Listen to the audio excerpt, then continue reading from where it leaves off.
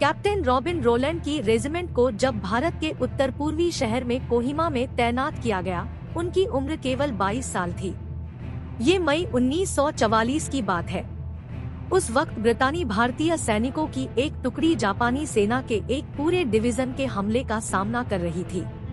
अब 99 बरस के हो चुके कैप्टन रोलैंड को अभी भी वो वक्त याद है जब वो कोहिमा शहर में जंग के मैदान में फ्रंटलाइन की तरफ बढ़ रहे थे। वो कहते हैं, हमने देखा कि सेना के ट्रेंच तबाह कर दिए गए हैं, गांव उजाड़ दिए गए हैं। जैसे जैसे हम आगे बढ़ रहे थे, हमें चारों तरफ मौत की गंध मिल रही थी। युवा कैप्टन रोलैंड ब्रितानी भारतीय सेना के पंजाब रेजिमेंट का हिस्सा थे और वो बीते कई सप्ताह से अपने से 10 गुना बड़ी जापानी फौज का मुकाबला कर रहे अपने 1500 साथी सैनिकों की मदद के लिए फ्रंट लाइन पर जा रहे थे। मित्र देश की सेना तक रसद पहुंचाने के सभी रास्ते जापानी सैनिकों ने तबाह कर दिए थे और उन्हें रसद के लिए हवाई मार्ग का सहारा लेना पड़ रहा था। कईयों को लगने लगा था कि इस जगह पर लड़ाई जारी रखना अब आसान नहीं होगा। भारत पर हमला करने के लिए जापानी सेना बर्मा, आज का म्यांमार, से होते हुए कोहिमा की तरफ आगे बढ़ रही थी। जापानी सेना बर्मा में ब्रितानी सेना को हराकर आगे बढ़ने में सफल रही थी, लेकिन किसी ने इस बात की उम्मीद नहीं की थी कि जानवरों और मच्छरों से भरे जंगलों को पार करते हुए वो नागालैंड की राजधानी कोहिमा और मणिपुर की राजधानी इम्फाल के नजदीक पहुंच जाएंगे। लेकिन जब असल में जापानी सेना कोहिमा और इम्फाल तक पहुंची, ब्रितानी भारतीय सेना को जिम्मेदारी दी गई कि इन दोनों शहरों को 15,000 सैनिकों वाली इस सेना से बचाए। रणनीतिक तौर पर अहम दीमापुर शहर पर जापान का कब्जा न हो, इसके लिए कई सप्ताह तक लड़ाई चलती रही। दीमापुर के रास्ते जापानी सेना आसानी से असम तक पहुंच सकती थी और कईयों को ये लग रहा था कि इन शहरों को बचाना मुश्किल होगा। यहाँ भीषण जंग जारी थी और ब्रितानी भारतीय सेना कोहिमा के नजदीक गैरिसन हिल तक सीमित होकर रह गई थी। एक वक्त ऐसा भी आया जब जंग के हाथापाई में बदलने की नौबत आ गई थी और दोनों पक्षों के सैनिकों के बीच केवल एक टेनिस कोर्ट जितना फासला रह गया था। लेकिन जब तक पीछे से मदद नहीं मिली, तब तक ब्रितानी भारतीय सेना ने किसी तरह मोर्चा संभाले रखा। 3 महीने के बाद जून 1944 में जापानी सेना के 7,000 सैनिक घायल हो चुके थे और उनके पास रसद पूरी तरह खत्म हो चुका था। ऐसे में वरिष्ठ अधिकारियों के मोर्चा न छोड़ने के आदेश के बावजूद सेना पीछे बर्मा की तरफ लौटने लगी। कैप्टन रोलैंड कहते हैं, 1500 ब्रितानी भारतीय सैनिकों के लिए ये एक भयंकर लड़ाई थी। अगर जापानी गैरिसन हिल पर कब्जा कर लेते तो वो आसानी से दीमापुर तक पहुंच सकते थे। ब्रितानी भारतीय सैनिकों को आदेश दिया गया कि वो पीछे हट रहे जापानी सैनिकों के पीछे जाएं और कैप्टन रॉबिन रोलैंड इसी टुकड़ी का हिस्सा थे। इस जंग में जापान के कई सैनिक कॉलेरा, टाइफाइड और मलेरिया के कारण मारे गए। हालांकि रसद खत्म होने के कारण बड़ी संख्या में सैनिकों ने भूख के कारण अपनी जान गंवाई। सेना की जानकारी रखने वाले सैन्य इतिहासकार रॉबर्ट लायमैन कहते हैं कि कोहिमा और इम्फाल की जंग ने एशिया में द्वितीय विश्व युद्ध की दिशा बदल दी। वो कहते हैं, पहली बार युद्ध में जापानियों की हार हुई और इस हार से वो कभी उबर नहीं पाए। ये जंग द्वितीय विश्व युद्ध में एक महत्वपूर्ण मोड़ साबित हुआ, लेकिन जिस तरह लोग डी-डे, वाटरलू की लड़ाई और यूरोप और उत्तरी अफ्रीका में हुई लड़ाइयों को याद करते हैं, इस जंग को नहीं करते। कई लोग तो इसे भूली जा चुकी लड़ाई भी कहते हैं। यॉर्क शहर में कोहिमा म्यूजियम के प्रमुख बॉब कुक मानते हैं कि कोहिमा से दूर ब्रिटेन में लोग इस जंग के बारे में कम ही जानते हैं।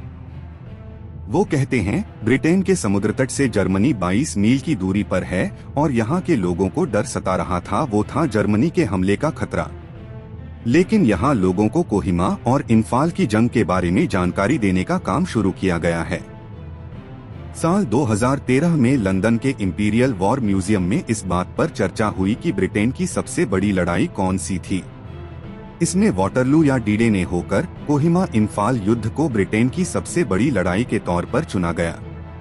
कोहिमा की जंग के बारे में उस वक्त रॉबर्ट लामैन ने कहा था, ब्रिटेन अब तक के अपने सबसे मुश्किल दुश्मन का सामना कर रहा था और काफी कुछ दांव पर लगा था। लेकिन एशिया में हुई इस जंग के महत्व को सामने लाने के लिए शायद ही कोई कोशिश की गई हो। इस युद्ध में भारत समेत राष्ट्रमंडल देशों के हजारों सैनिकों ने अपनी जान गंवाई थी। नागालैंड के कोहिमा में रहने वाले इतिहासकार चार्ल्स चेसी कहते हैं, इसका एक कारण ये था कि इस युद्ध के तुरंत बाद देश के विभाजन की बातें होने लगी थीं और भारत जल्द ही 2 टुकड़ों में भी बंट गया था।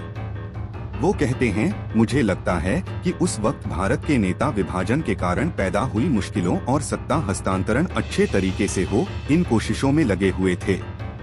चीजें और जटिल हो जाएं या हाथों से निकल जाएं, उससे पहले ब्रितानियों ने जल्दी में देश छोड़ने का फैसला किया था।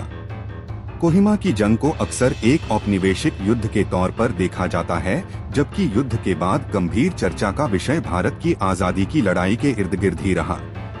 इस जंग में सामान्य ब्रितानी भारतीय सेना के अलावा नगा जातीय समुदाय के लोगों ने भी ब्रिटेन की तरफ से जंग में हिस्सा लिया। वो सेना के लिए जरूरी खुफिया जानकारियां पहुंचा रहे थे। इस पहाड़ी इलाके के बारे में उनकी जानकारी का ब्रितानी भारतीय सेना से पूरा फायदा लिया। कोहिमा की जंग में हिस्सा लेने वाले नगा लोगों में से कुछ आज भी जीवित हैं। 98 साल के सोसांग तेम्बा आओ उन्हीं में से एक हैं। वो याद करते हैं, जापानी बॉम्बर हवाई जहाज रोज आसमान से हम पर बम फेंकते थे। उन जहाजों की आवाज बहुत तेज थी और हर हमले के बाद धुएं का गुबार आसमान में उठता दिखता था। वो दर्दनाक नजारा था।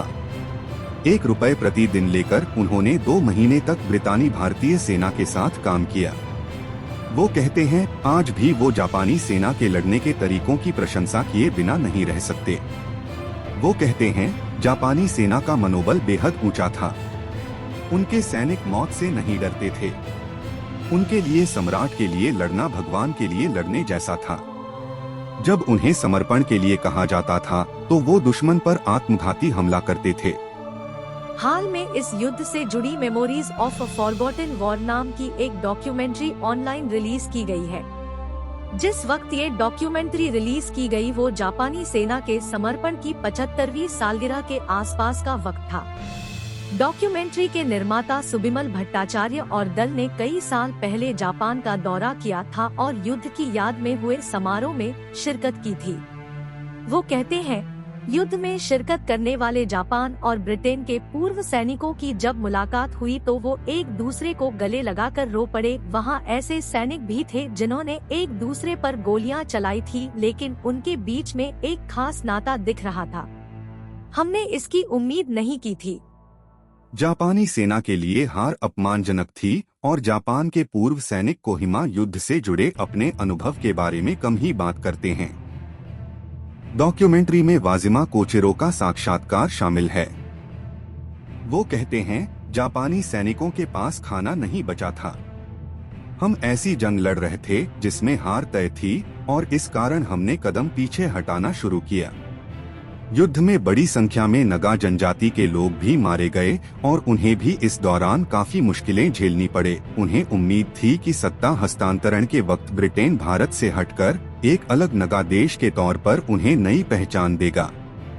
इतिहासकार चार्ल्स चेसी कहते हैं कि उनकी ये उम्मीद पूरी नहीं हो पाई थी और इसके बाद के दौर में भारत सरकार और सेना के साथ हुए संघर्ष में मारे गए हजारों नगा लोगों के लिए कईयों ने उन्हें दोषी ठहराया। भारतीय सेना की पंजाब रेजिमेंट के निमंत्रण पर साल 2002 में कैप्टन रोलैंड अपने बेटे के साथ कोहिमा गए थे। वो गैरिसन हिल के पास वहीं खड़े हुए जहां 58 साल पहले वो अपने साथी सैनिकों के साथ जापानी सेना को आगे बढ़ने से रोक रहे थे। कैप्टन रोलैंड अपने बेटे के साथ गैरिसन हिल के पास बने वॉर मेमोरियल पहुंचे और अपने साथी सैनिकों को याद किया। पुरानी बातों को याद करते हुए कैप्टन रोलैंड कहते हैं, मेरी यादें इस जगह से जुड़ी हैं। वो असल में एक बड़ी सैन्य उपलब्धि थी। वो मानते हैं कि उस दौर में हुए दूसरे युद्ध की तुलना में ये युद्ध सबसे बड़े युद्ध की लिस्ट में शामिल नहीं है, लेकिन वो उन्हें यकीन है कि कई लोग इस युद्ध को कभी भूल नहीं पाएंगे।